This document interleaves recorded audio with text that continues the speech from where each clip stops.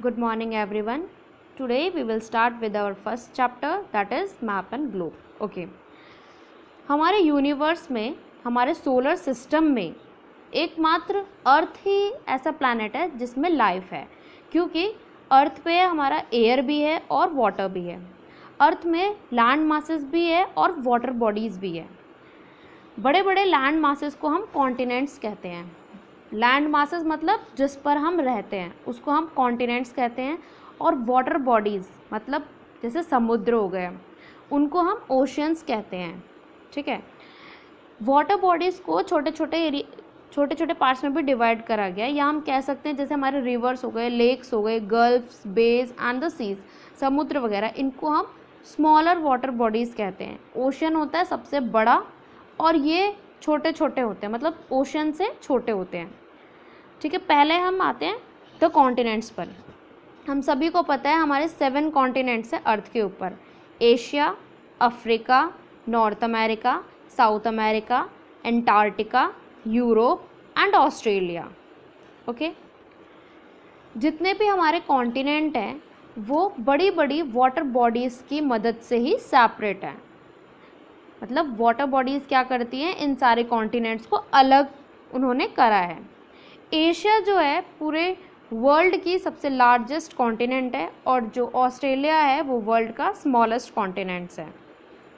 Each continent is divided into many country, कि सारे ही continents में, जैसे 7 कॉन्टिनेंट्स हैं तो 7 कॉन्टिनेंट्स में अलग अलग कंट्रीज़ हैं। हमारा जो इंडिया है वो एशिया में आता है, तो एशिया में और भी कंट्रीज़ आती हैं इंडिया के साथ साथ, जैसे पाकिस्तान आता है, म्यांमार, चाइना, अफ़गानिस्तान, नेपाल। तो ये सारी कंट्रीज़ क्या आती हैं, एशिया में आती हैं, क्योंकि एशिया एक लार्जेस्ट कॉन्टिनेंट भी है। ओके। नेक्स्ट हम आते हैं ओशंस पर। हमारे 5 ओशन है: Pacific ocean, Atlantic ocean, Indian ocean, Arctic ocean and Antarctic ocean. पूरे वर्ल्ड में 5 ओशन है। पैसिफिक ओशन जो है वो लार्जेस्ट ओशन है और डीपेस्ट ओशन है, मतलब वो बड़ा भी है और गहरा भी है। It separate America from Asia and Australia. Pacific ocean क्या करता है, अमेरिका को एशिया और ऑस्ट्रेलिया से अलग करता है। ठीक है। आर्कटिक ओशन जो है वो सबसे स्मॉलेस्ट ओशन है। Atlantic ocean second largest ocean है, मतलब पहले नंबर पे है पैसिफिक ओशन और दूसरे नंबर पे है अटलांटिक ओशन। ये क्या करता है, it separates north and south America from Europe and Africa. North America को और साउथ अमेरिका को यूरोप से और अफ्रीका से अलग करता है, सेपरेट करता है। ठीक है। नेक्स्ट हम आते हैं shape of the earth. Okay. हमारे अर्थ की शेप कैसी है, स्फेरिकल है। ठीक। Long ago it has believed that the earth was flat. क्योंकि हम लोग ज़मीन पर रहते हैं इसलिए पहले लोग सोचते थे कि अर्थ जो है वो फ्लैट है, क्योंकि अगर वो गोल होगी तो हम गिर जाएंगे, लेकिन ऐसा नहीं है। अर्थ की शेप क्या है, गोल होती है, स्फेरिकल होती है। People believe that if we travel to the edges we would fall off. उनका ये मानना है क्योंकि जब हम किसी गोल चीज़ पे चलेंगे तो एक बार को गिरेंगे, तो उनका ये कहना था कि अगर हम इस पर चलते जाएंगे, इसका एज ढूंढेंगे, लास्ट पॉइंट ढूंढेंगे, तो हम गिर जाएंगे। पर एक्सप्लोरर का नाम इन्होंने दिया है यहाँ पर फर्डिनेंड मैगलन एंड एस्ट्रोनॉमर्स, जैसे कॉपरनिकस। इन्होंने ये कहा है कि अर्थ फ्लैट नहीं है, अर्थ स्फेरिकल शेप की है। और स्पेस से हमारे एस्ट्रोनॉमर्स ने फ़ोटोज़ भेजी हैं, सैटेलाइट से इमेजेस आती हैं, ये क्या बताती हैं, अर्थ का शेप स्फेरिकल है। ठीक है। नेक्स्ट हम आते हैं ग्लोब पर।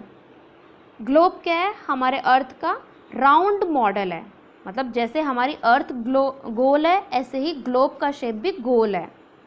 ये हमें क्या दिखाती है, अर्थ के बारे में, अर्थ का, क्योंकि ये मॉडल ऑफ द अर्थ है इसलिए अर्थ को रिप्रेजेंट करती है सिंपल और एक्यूरेट वे में। ये सिर्फ it not only shows the shape, size and location of the continents and water bodies but also help us to understand the earth movement। कि अर्थ की मदद से, अर्थ सिर्फ हमें उसका शेप कि वो गोल है, साइज़, उसका साइज़ कितना है, और लोकेशन की कॉन्टिनेंट कहाँ पर है और वाटर बॉडीज़ कहाँ पर हैं। अगर आप यहाँ पर ग्लोब की छोटी सी फोटो देख रहे होगे तो ये जो ब्लू वाला पोर्शन है वो सारा का सारा हमारा ओशन है, और जो ग्रीन वाला पोर्शन है वो सारा का सारा क्या है, हमारा लैंड मासेस है, ठीक है, या हम कह सकते हैं हमारे सारे कॉन्टिनेंट्स हैं। तो ग्लोब में हम कॉन्टिनेंट और ओशंस के बारे में देखते हैं। इसके अलावा ग्लोब की मदद से हम अर्थ की मूवमेंट भी देखते हैं कि अर्थ कैसे मूव करता है, उस एक्सिस पर मूव करता है, किसके, सन के चारों तरफ, ठीक है।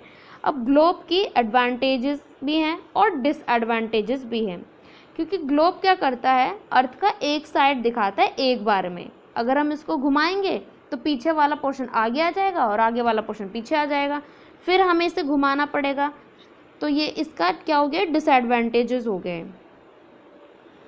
और हम इसको जगह से जगह भी नहीं ले जा सकते, इतना छोटा तो होता नहीं कि हम एक जगह से इसको दूसरी जगह पर ले जाएं। और जो ग्लोब में डिटेल्स होती हैं वो बहुत ही कम होती हैं, लिमिटेड होती हैं, ठीक है। चलो अब हम आते हैं रीड टू नो पर।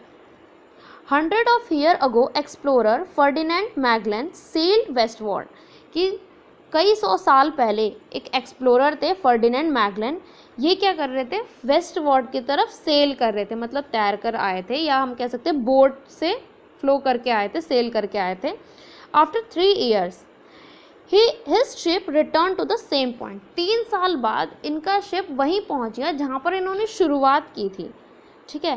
पूरे वर्ल्ड में ये घूमे, लेकिन लास्ट में 3 साल बाद आकर वहीं पर ही वापस आ गए जहाँ से इन्होंने स्टार्ट करा था। तब इन्होंने कहा था कि अर्थ गोल है, फ्लैट नहीं है। नेक्स्ट पर आते हैं हम।